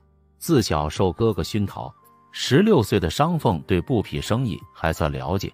哥哥去世后，他就整日去铺子里学习生意之道。亏得陆炳和另一个小伙计方胜帮扶，布庄的生意才没有垮。为感谢陆炳和方胜，商凤特意给他俩涨了工钱。转眼2年过去了，商凤对布匹生意业已精通，还去过2次苏杭进货。此时商凤已18岁，早已到了出嫁的年龄。嫂子商刘氏就托媒婆为商凤说亲。商凤整天在布庄抛头露面，大户人家不希望娶这样的女子，普通人家又不敢高攀。结果过去了大半年，都没人求亲。这是商凤并不是太在意，但嫂子商刘氏却心急不已。这年刚过中秋，陆炳去徐州送货，商凤和方胜在铺子里打理。这日临近打烊，方胜吞吞吐吐地对商凤说：“小姐，有件事不知道该不该和你说。”方胜比商凤还小1岁，看着他那副憨憨的样子，商凤笑着说：“有事快说，男子汉怎么这么婆婆妈妈的？”方胜鼓了鼓勇气说道：“小姐，少爷的死可能与陆炳有关。”这话一出，让商凤吃了一惊，连忙催促方胜继续说。原来中秋那天，方胜买了些酒去陆炳那里过节，到了后发现艄公陈妻也在。后来3人都喝多了，陈妻最先醉倒在床上。陆炳拍着方胜的肩膀说：“兄弟，你能来陪我过节我很高兴，以后有什么事我都会罩着你。”别看商家小妮子整天在店里，那也得看我的眼色，听话还可以，若是不听话，我就让他和商怀一个下场。当晚方胜也喝多了，没当回事。等次日醒来，陆炳一直追问方胜，问他自己昨晚有没有胡言乱语。方胜见陆炳那副焦急的模样，心中起疑，所以才怀疑商怀的死与陆炳有关。商凤听完方胜的描述，既惊讶又胆寒，难道哥哥是陆炳害死的？方胜接着说道：小姐，那日我看陆炳的眼神凶得很，你要小心呐。商凤想了想，对方胜说道：此事不可再对他人讲，记得吗？方胜点头称是。当晚商凤回到家中，左思右想也不知如何处理，就去找嫂子商量。商刘氏听完商凤诉说，吃惊道：难道真是这贼子害了你哥哥？他可真够歹毒，我看此事先不要张扬，毕竟我们没有证据。这样吧，我明日去娘家一趟，和爹爹与哥哥商量一下对策，或许他们有什么好法子。商凤认为嫂子的话有理，二人聊了一会儿，就各自休息了。次日商凤来到铺子，方胜将他叫到一旁，说道：小姐，我昨天说的事你可千万别把我说出去，我怕得很，你也要小心。我这里有把匕首送给你带在身边，以防万一。方胜虽然胆小，但商凤对他很感激，把匕首藏在衣袖之中。2天后，陆炳从徐州返回，与商凤交了账。商凤未免打草惊蛇，极力装出一副没事的样子。又过了1天，刘氏从娘家回来了，说爹爹和哥哥答应私下调查陆炳，有发现会及时通知。商凤毕竟是个女子，听到这个消息，心中沉稳了许多。当日吃过晚饭，商刘氏端来一碗参汤，说是可以凝神定气。商凤谢过嫂子，将汤放在桌上。商刘氏坐在房中与商凤聊天，还催促他喝汤。此时3岁的商宝醒了，在房中大喊娘亲。商刘氏赶紧回房，临走时交代商凤别忘了喝汤，今日铺子里很忙。商凤很累，本想过会儿喝了参汤再睡，谁知困意正浓，往床头一歪就睡着了。2更鼓响惊醒了商凤，他正要铺被子睡下，隐约听到窗口有脚步声。商凤在窗缝一看，见外面有2个人正悄悄走到他门口，其中一人一开口，商凤就听出了是陆炳的声音。只听他说：那妮子真的被你迷倒了，不会有意外吧？另一个让商凤意想不到，竟然是嫂子商刘氏。商刘氏说：咋，你怂包了？杀商怀的胆哪去了？快进去把这妮子捆走，找个没人的地方处理掉。还有那个方胜，过几天也找机会让他闭嘴。商凤听到这里，幡然醒悟，原来害死哥哥的主谋竟然是嫂子商刘氏，这个女人可真毒，现在还要害自己。商凤气愤难当，竟然忘了呼救。这时门缝伸进一根细杆挑动门栓，商凤一下想起方胜给自己的匕首，他拿着匕首躲在门旁。这时后门也打开了，一个人影闪身进来，商凤不由分说刺了过去。只听得一声女人惨叫，那人倒在地上，原来是商刘氏先进了门。商凤此时才想起大声呼救，邻居听到呼声都长起了灯。陆炳见势不妙，夺门而逃。邻居们见商刘氏凶插匕首死在商凤屋内，疑惑不解。商凤来不及解释，请刘嫂照看侄子商宝，而后让其他人抬着嫂子的尸体随同自己去县衙。知县申伦为官清正，得知出了人命案，不顾3更半夜，直接来衙门询问。商凤简要说了一遍，申伦听完没有耽搁，即刻派人去抓捕陆炳与陈妻，同时还让人去将方胜以及商刘氏的父亲和哥哥一同带来。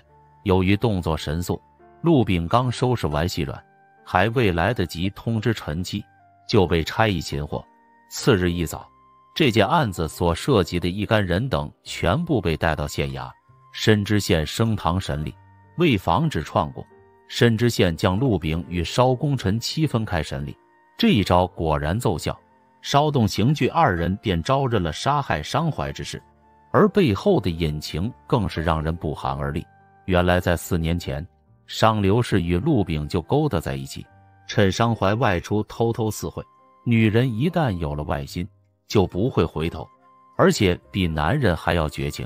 商刘氏自从与陆炳好上后，对丈夫越看越不顺眼，最终下决心除掉他。商宝出生后，按商家祖规可以继承家产，商刘氏偷偷见陆炳，让他想办法除掉商怀。陆炳有个好友叫陈七，是运河上的艄公，商怀每次去苏杭都是包他的船。陆炳给陈七大笔银子，并说事成之后还有重谢。陈七贪财，就答应他一起行事。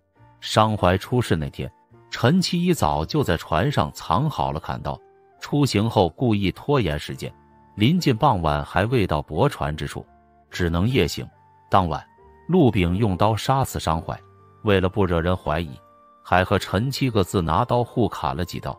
可怜商怀忠厚本分，到死都不知道杀害自己的主谋竟是枕边人。案情大白，申知县将案情卷宗上交州府。不日刑部下发批文，陆炳被判斩立决，陈七被判绞立决。商刘氏的父亲叫女无方，判徒1年。商凤为兄复仇，其情可嘉，判杀人无罪。侄子商宝的抚养问题由申知县决断。申伦明白，上面让自己判决商宝的归属，主要是不清楚商宝到底是谁的儿子。申伦将商凤传来商议此事。商凤说：“大人，宝与我哥哥十分相似，应该是我们商家的骨肉，我要抚养他长大成人。”申伦佩服商凤的大义，便提出一个合理的建议。不久后，商凤按照申伦的意思变卖了商家产业，带着侄子商宝搬离了此地，连父母与哥哥尸骨一同带走了。临走前给方胜留了不少银子，以表感谢。本故事为民间故事，旨在劝人向善明辨是非，切莫与封建迷信对号入座。听民间故事，看世间百态，品百味人生。感谢您能来听我讲故事，闲言少叙，开始我们今天的故事。清朝顺治2年，安庆府发生了一桩离奇的凶杀案。青天白日，一老汉身穿喜服，头顶盖头，行凶杀人，随即被当场擒获。人们得知了事情的真相，都唏嘘不已。这到底是怎么回事呢？让我们从头说起。且说安庆府城南50里有个河西村，村中有一男子名叫安远，此人长得眉清目秀，仪表堂堂。安远年幼时家境贫寒，一家3口就靠着种田为生。即便如此，父母仍省吃俭用，毅然决然将他送入私塾读书，希望他有朝一日考取功名，光耀门楣。安远10岁时，父亲安仲恺曾带他去表叔家玩，叔父见他聪明机灵，甚是喜欢，当即提议要给安远和女儿梅兰定下娃娃亲。梅兰从小乖巧懂事，聪明可爱，安仲恺常常称赞不已。如今亲上加亲，自然是不胜欢喜。俗话说10年河东，10年河西。一次偶然的机会，安仲恺做起小本生意，后来生意越做越大，几年间攒下不菲家资。自从家里有了钱，安远再也无心读书，常常和一些富家子弟混在一起，整天吃喝玩乐，无所事事。有一天，安远骑马出游，途中下起大雨，他抬眼望去，前面不远处有3间草房，于是快马加鞭，准备找个避雨之处。屋主秦老汉纯朴善良，见有人避雨，赶紧将来者迎进屋中。安远环顾四周，只见屋内十分简陋，堂屋里除了一张破旧的桌子，2把椅子，再也别无他物。秦老汉用衣袖打了打椅子，热情地请安远入座，随即2人闲聊起来。安远毕竟读过几年书，秦老汉见他谈吐不凡，心中便有几分好感。眼看到了晌午时分，大雨却没有停下的迹象。秦老汉张罗着请安远一起吃午饭，看着穷家破院，安远倒有几分嫌弃。刚想回去，就见秦老汉的女儿红玉从里屋走出来。她虽穿着粗布衣衫，却掩盖不住她的天生丽质。红玉见到安远，面带几分羞涩，微笑着上前施礼。两人打过招呼，红玉转身去了厨房。安远顿时被摄去魂魄，如此绝色女子，若是据为己有，岂不美哉？想到这里，他义无反顾地留了下来。吃完午饭，雨过天晴，安远从怀里掏出几两银子，递给秦老汉以表谢意。谁知老汉却执意不收。安远无奈，只好起身告辞，返回家中。时隔2日，安远带着米面、好酒好菜，又专程登门致谢。他和秦老汉推杯换盏，边喝边聊。随着一杯杯美酒下肚，两人的交情也在进一步加深。从那以后，安远隔3差5就去找秦老汉喝酒。红玉见到安远也不再躲避，在秦老汉眼里，安远就是一个重情重义之人。殊不知，他却是黄鼠狼给鸡拜年，没安好心。有一天，安远看着秦老汉扛着锄头走出家门，心中窃喜。见此良机，他敲开了红玉的房门。为讨红玉欢心，他特意买来绫罗绸缎，凤钗手镯。红玉笑而不语。安远几句甜言蜜语，道出对红玉的一片爱慕之情，并对天发誓一定要娶她为妻。一个情窦初开的少女，就这样半推半就被安远拥入怀中。趁着秦老汉不在家，两人尽享鱼水之欢。从此以后，安远总是借机偷偷地去找红玉私会。半年后，红玉发现自己有了身孕，遂将此事告诉了安远，希望他尽快托人来家中提亲。可安远得知后，就再也没有去找过他，纸里包不住火。看着肚子一天天变大，红玉焦虑不安，万般无奈，只得将此事告知父亲。父亲闻言，焦虑不安，女儿行为不检，实在有辱家门，此事不宜声张。权宜之计就是尽快让安远和女儿拜堂成亲。秦老汉别无选择，只能硬着头皮去找安远。一路打听，他在一处高宅大院前停下脚步，看到门口的2个大红喜字，心中大为震惊。秦老汉刚想进门，家丁拦住了他的去路。待家丁通禀过后，秦老汉终于见到了安远。此时的安远一改往常，脸上透露着一丝傲慢。当秦老汉提出让他娶女儿红玉时，安远哈哈大笑，说道：“就凭你女儿也想嫁给我为妻？昨天我已经拜堂成亲，若是看在她怀了孩子的份上，我倒是可以纳她为妾。7日后，我会派顶轿子去接红玉，若是同意就随轿进府，若是不依，那就自行打胎好了。”妻子梅兰在里屋听得真真切切，想不到丈夫竟然是这样一个人。嫁给安远，她忽然有点后悔。为了女儿，秦老汉强压住心中的怒火，垂头丧气地回到家中，和女儿商议此事。红玉未曾料到安远竟然如此薄情寡义，顿时他有种被欺骗的感觉。7日后，安抚的轿子来到秦老汉门前，只见红玉头顶盖头，穿戴一新，坐进花轿。轿子一路颠簸，抬进安府。安远从屋子里走出来，笑呵呵地撩开轿帘。正在此时，一把尖刀直插心脏，安远一声惨叫，手捂伤口倒在地上，顷刻间气绝身亡。原来轿中之人根本就不是红玉，而是他的父亲秦老汉。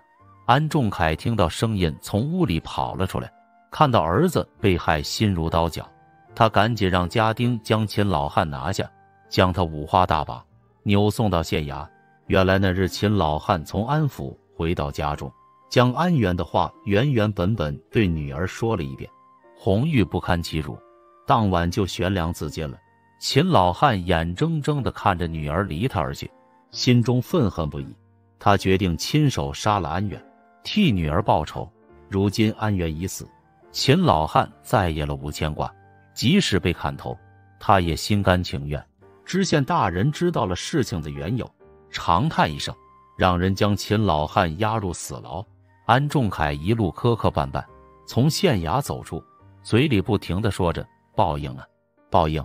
本故事为民间故事，旨在劝人向善明辨是非，切莫与封建迷信对号入座。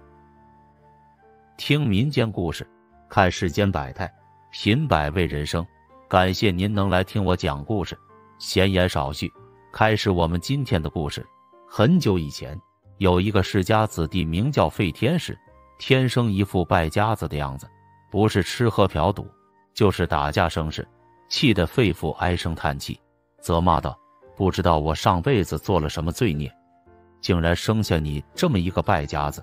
费天时因为恶名在外，又是县衙里的常客，竟然没有人愿意把闺女嫁给他。只要思维正常一点，谁会愿意把闺女往火坑里推？按照费天时的所作所为，早晚会出事，弄不好就会把牢底坐穿。女人嫁给他，能有什么好结果？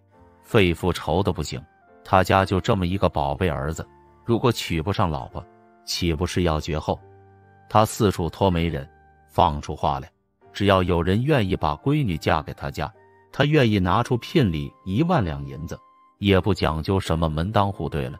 可是仍然没有人家愿意。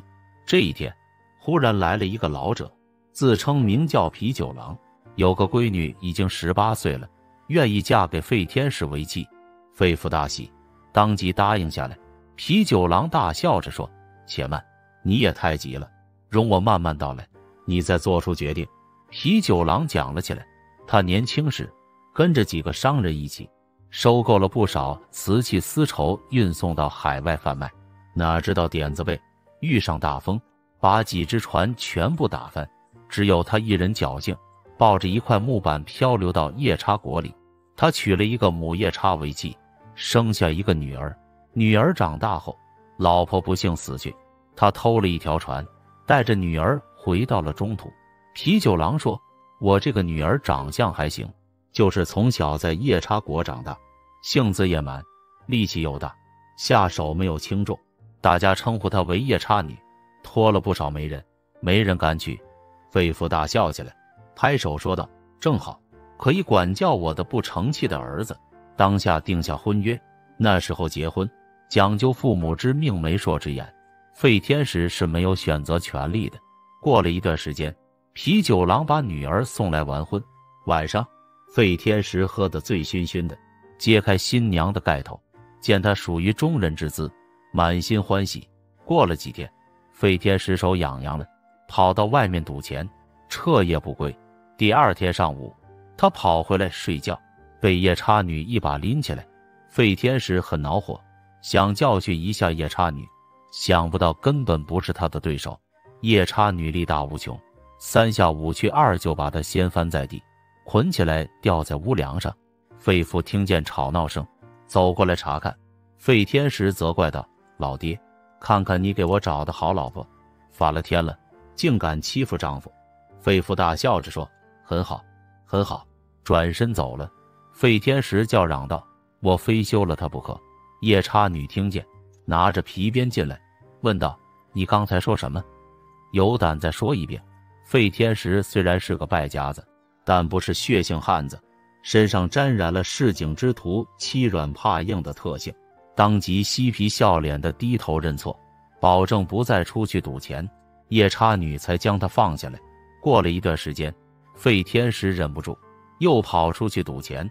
到了半夜里，在老婆的带领下，夜叉女突然现身，揪着费天时的耳朵就走。一个赌徒冲上前拦住，嚷嚷道：先别走，他还欠我5两银子。